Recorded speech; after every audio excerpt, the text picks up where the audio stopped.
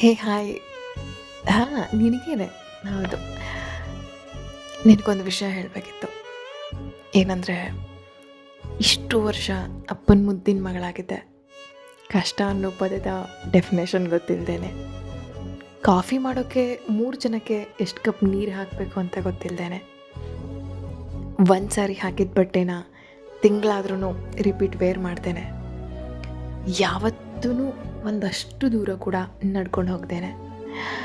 ಅಣ್ಣನ ಜೊತೆ ತಂಗಿ ಜೊತೆ ಪ್ರತಿದಿನ ಜಗಳ ಮಾಡ್ತಾ, ಸಂಜೆ ಆದರೆ ಸಾಕು ಅಮ್ಮ ಮಾಡಿಕೊಡು ಬಿಸಿ ಬಜ್ಜಿಗೋಸ್ಕರ ವೆಯ್ಟ್ ಮಾಡ್ತಾ, ವಾಹ್, ಎಷ್ಟೊಂದು ಹ್ಯಾಪಿನೆಸ್ ಅಲ್ಲ.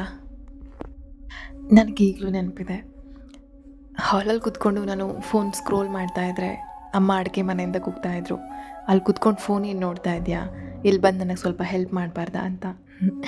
ಆವಾಗೆಲ್ಲ ಅಪ್ಪ ಹೇಳ್ತಾಯಿದ್ರು, ನನ್ನ ಮಗಳು ಓದಿದ್ದಾಳೆ, ಅವಳು ಯಾಕೆ ಅಡುಗೆ ಮಾಡ್ತಾಳೆ, ಅವಳು ಮದುವೆ ಆದಾಗ ಗಂಡನ ಮನೆಗೆ ಅಡುಗೆ ಭಟ್ರನ್ನೇ ಕಳಿಸ್ಕೊಡ್ತೀನಿ ಅಂತ.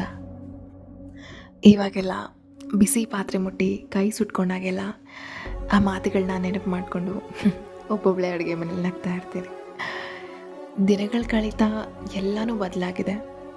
ಇವಾಗೆಲ್ಲ ಹಸ್ಬೆಂಡ್ ಹತ್ರ ವೆಡ್ಡಿಂಗ್ ಆ್ಯನಿವರ್ಸರಿ ಮತ್ತು ಬರ್ತ್ಡೇಗೆ ಮಾತ್ರ ಬಟ್ಟೆ ಕೊಡಿಸ್ಕೋತಾ ಇರ್ತೀನಿ. ಅದೆಷ್ಟೋ ಸಾರಿ ಬಸ್ ಸ್ಟಾಪಿಂದ ಆಫೀಸ್ಗೆ ನಡ್ಕೊಂಡೇ ಹೋಗಿದ್ದೀನಿ.